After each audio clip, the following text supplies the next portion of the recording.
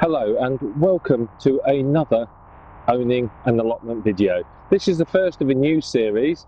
As you may remember from the previous videos, I took over a new plot. Unfortunately, due to life, I've not been as attentive to it as I wanted this year, so more or less I'm starting from a fairly blank slate. What I did earlier on in the year is I just threw in some structure very quickly to try and take advantage of the growing season and get at least something out of my plot. So I've done reasonably well, but over the next few months I really want to try and turn this into something really nice, and I've got a lot of projects planned and I want to share these with you as I go through.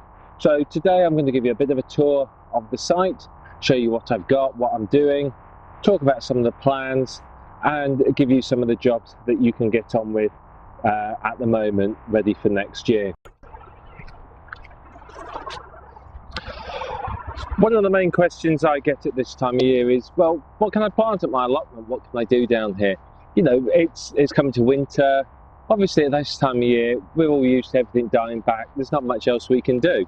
So what is it that you could do now to try and get something ready for next year? Well, as well as all the preparation, the tidying, the cleaning, the digging, the weeding, and so on, there's some planting you can do at the moment. One of my favourites at this time of year is planting overwinter onions and overwinter garlic. Now you see I've got two different varieties here. I've got this particular garlic which will grow over winter quite nicely. It's got it's due to be planted about now, and it should be ready to harvest in about July, end of June, start of July. And you can see nice papery, ready, nice size clove. So this is ready to go in right now. I've also got a mixed selection of onions. So this is red, white, and sort of our standard yellow onions. Again, these need to go in about now. They'll be ready similar time to the garlic. So what I'm going to do is we're going to plant these and get them into the ground. I've got another couple of bags. I've got a bag of red onions and a bag of yellow onions as well. So I've got a fair few onions. I do like my onions, and I use them a lot. I give them away to family and friends as well. And this year though, my onions didn't do very well. They only came up, they're sort of all about the size of golf balls, if not smaller. Again, we've had a dreadful summer up here where I am. So what I've done is I harvested them all, dried them, and then I made pickled onions out of them. I thought, fair enough, they're not really, they're a bit too small to be comfortable to use. Now, when you buy these onions, you may be tempted to go for the discounted ones. Now, I'm going to give you a tip here. Let me just get another one out. The same goes for the garlic as well. Now, these bulbs need to be firm. When you buy them, squeeze a few of them. Just squeeze them between your fingers like this, okay?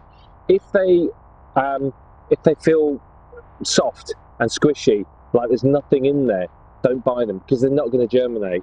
They've basically rotted in the bag. And this is the problem when you buy the discounted ones. Now, you might buy a bag of 50 and maybe half of them might be no good, which is fair enough. You've still got a deal. But particularly when you're buying full price ones, just give them a squish. They need to be firm, okay? If they're not firm like this, you see it's not squishing between my fingers, then they're no good. They've got to be decent.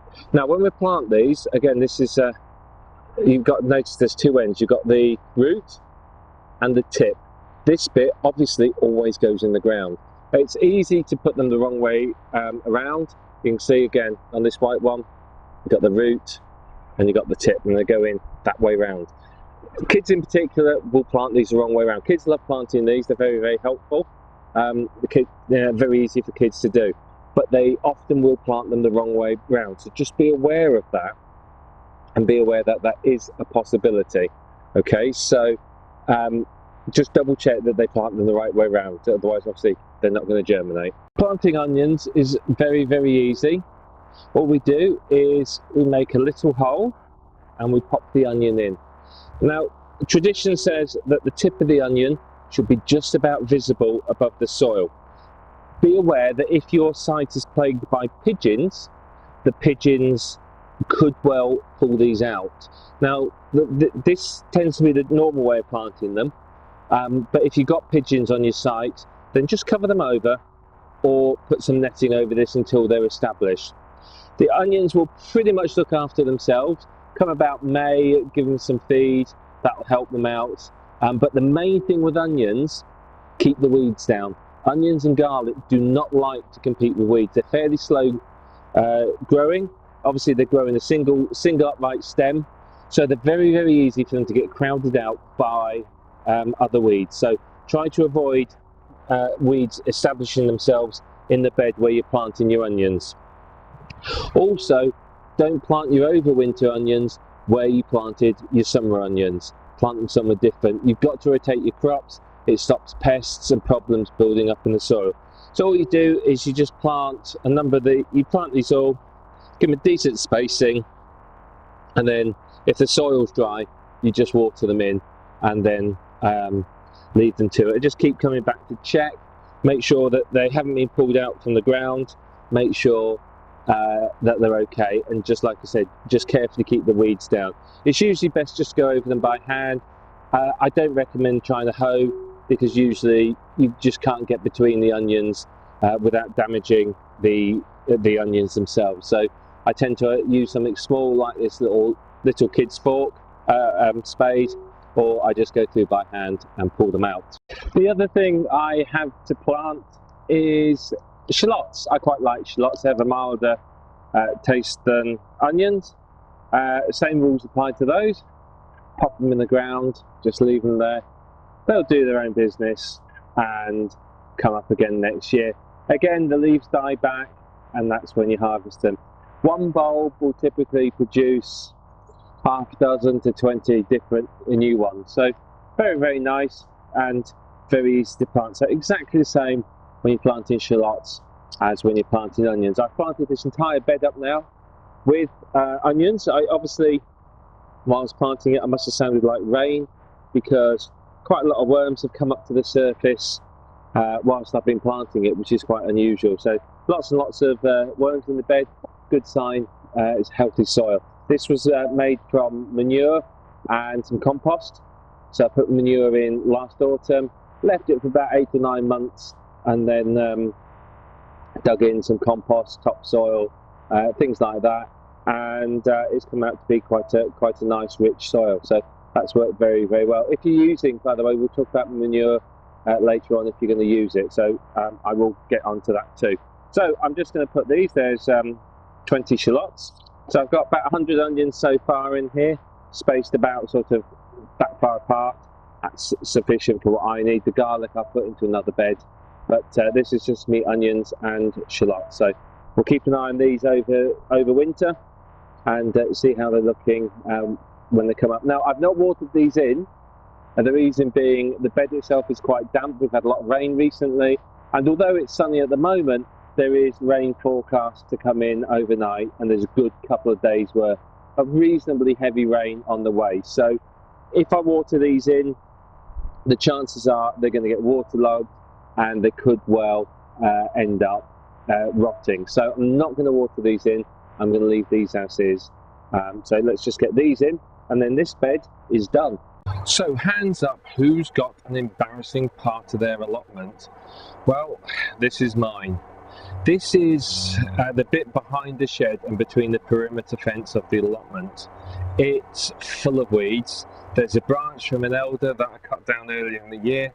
It was basically directly above the shed and casting an awful lot of shadows. This area is full of bindweed and nettles and brambles. However, the previous occupant, as you can see, has put a weed membrane down, so a tarpaulin down, so that's helpful. So what am I going to do with this area? Well, once I've got the wood out and cut it, that's going to get burnt. The bags are going to come out and be emptied. They're full of rubbish, and I mean real rubbish that needs throwing away, tip rubbish.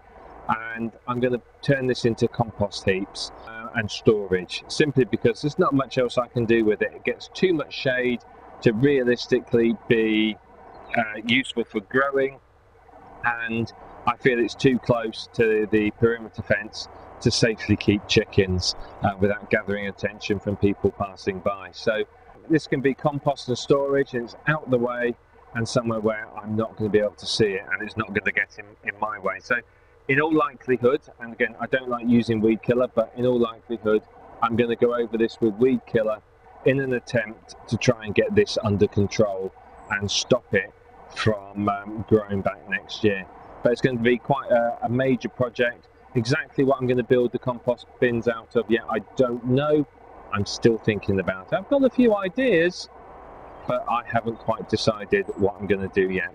But that's my embarrassing part of the allotment, and I'm sure that hope this time next year it'll be part that I can be very, very proud of. You'll have finished harvesting your asparagus some months ago, and it'll have grown to something like this. You can see it's a giant beast of ferny fronds. And now with asparagus, you leave it be. Leave it like this until these start to go yellow. You can just about see over here, you can see they're starting to go a little bit yellow here. Once they go yellow and start to die back, cut them back to the ground level. Use a sharp pair of secateurs and weed the bed thoroughly. Put some chicken manure on there or something like that, give it a bit of a feed, and then just leave it, and the spears will come back in the spring. So with asparagus, as I said, it'll be looking like this right now. Just leave it alone, and once it dies back, be about another month, then this will have died back, and then you can just, like I said, just cut it back to ground level and leave it be, and it will come back in the spring for you. So as I said, asparagus, it takes up quite a lot of room, doesn't do a lot, but come next year we'll talk about it a little bit more in detail. Mine is in a raised bed, needs planting a couple of feet underground, ideally plenty of manure, and it does well. We shouldn't harvest for the first year or two, but certainly once it's established, it does produce some lovely asparagus spears for about 2, 3, 4 weeks, depending on where you are. Produce it for a little while, and make sure you harvest them when they're young. They do shoot up out of the ground very quickly, but as I said, just leave it be for now, and then you can cut it back later in the season. About a month's time, then it needs cutting back and leaving. Your rhubarb is also going to be coming to the end of its season. Rhubarb will do well over winter. Just put some manure around it, careful not to cover the crowns. As the crowns come through, the manure can burn them.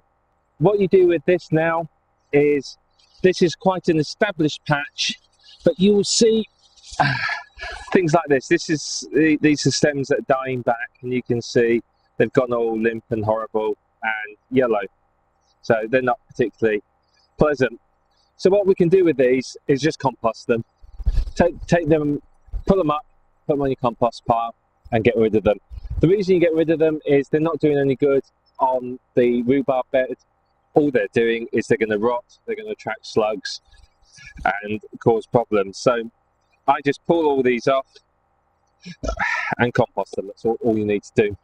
Now, if you've got a very well established rhubarb bed like I have, now this is, from what I understand, I've inherited this plot. This has been here since forever. It's almost as old as the plot. So what you can do with this is, I can still harvest a few stalks. You shouldn't harvest it after about July time, because it needs the energy to survive the winter. But because this is such a well-established rhubarb bed, I can still pick a few stalks. I won't pick a lot. I've already picked a lot. I've made them into jams and chutneys and frozen some for the winter. But I can still pick a few of the sort of slimmer, tenderer stalks. The thicker stalks at this time of year, unless they're a deep red colour, tend to be quite bitter, because at this time of year the oxalic acid, which is in the leaves, goes back down into the roots, into the stem and into the roots. So you can find it's actually quite bitter and not particularly pleasant eating. So I tend to pick the younger stems, and I will use some of those. It won't take, as I said, it won't take a lot. I need the plant to have the energy to survive the winter. So I tend to just leave it be and let it get on with it, and it's absolutely fine. Once it's all died back, I'll put some manure around it. That will give it a bit of a feed, build up the soil, and then just leave it be until next year. and then the crowns will come up in the spring and I can start harvesting it then. And we'll talk more about rhubarb next year once it starts to come back again. At the moment it's not very interesting and it's all dying back and preparing to sleep for winter. Runner beans are also going to be coming towards the end of the season. Again, leave these up here for as long as you want until they finish producing. What I recommend is harvesting when they're small, about this length. Great, very, very tasty. The longer they get, the stringier they get, and the more the seeds develop in there. So you can see this is a much larger one. The seeds are starting to develop.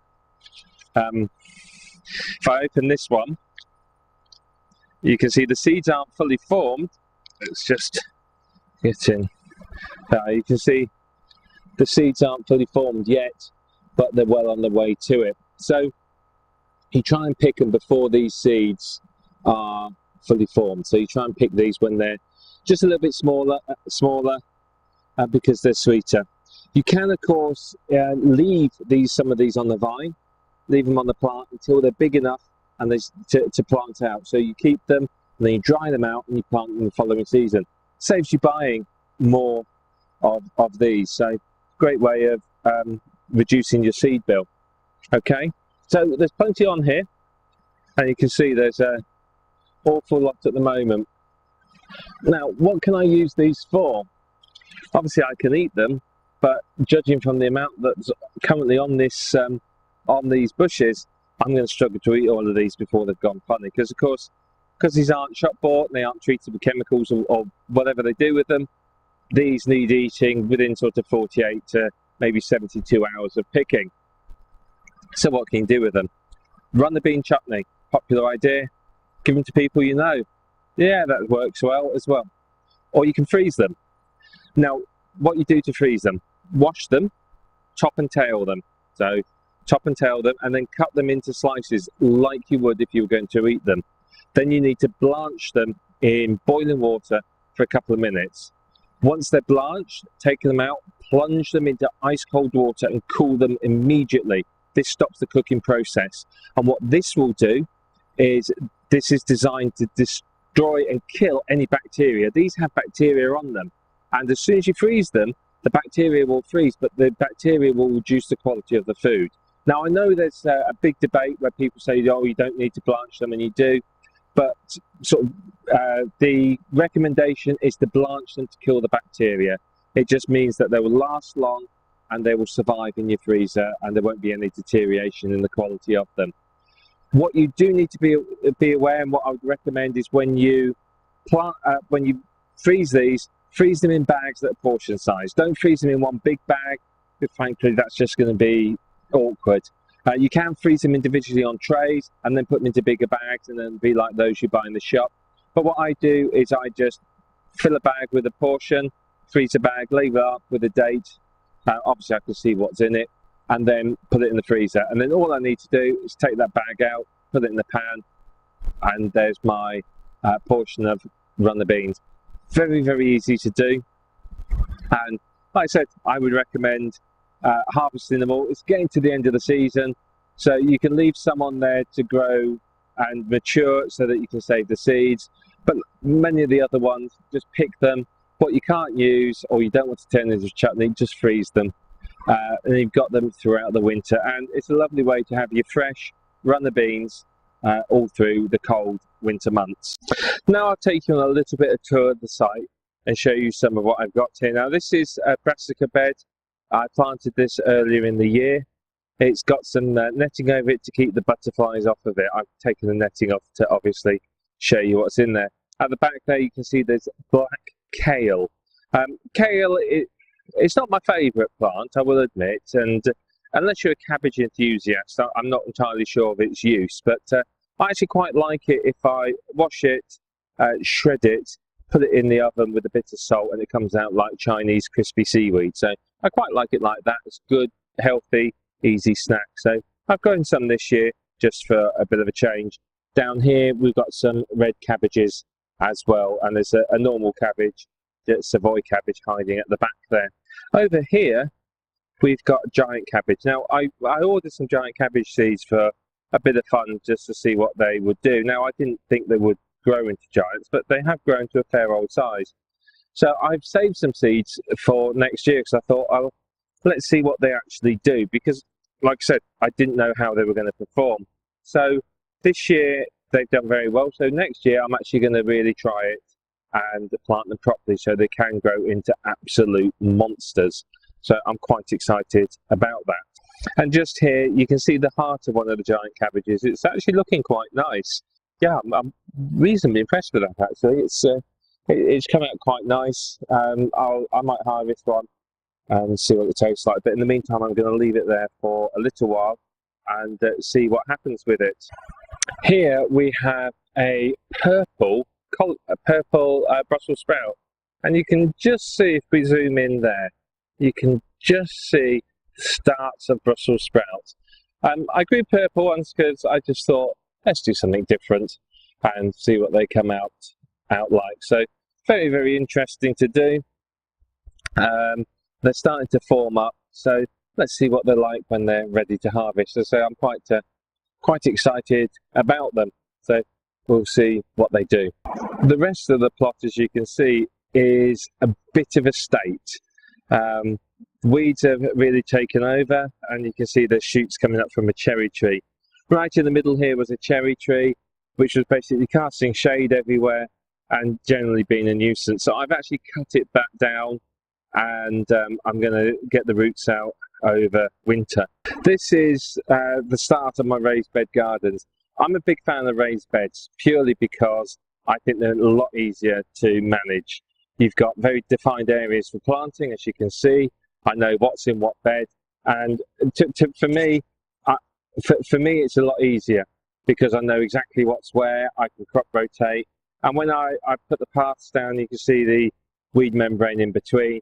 Makes it very easy to get between them in wet weather without getting covered in mud, which is one of my biggest complaints. I come down here, I get covered in mud, I drag it into the car, drag it into the home. You know, no matter how careful I am, I end up muddy. So this is really, really good for me because it just helps manage that. Particularly as this end of the allotment is slightly soggier than the other end, the raised beds help with a bit of drainage. And you can see that bed is empty, and so is that one. That's had my onions in. This one had broad beans in, that's come out.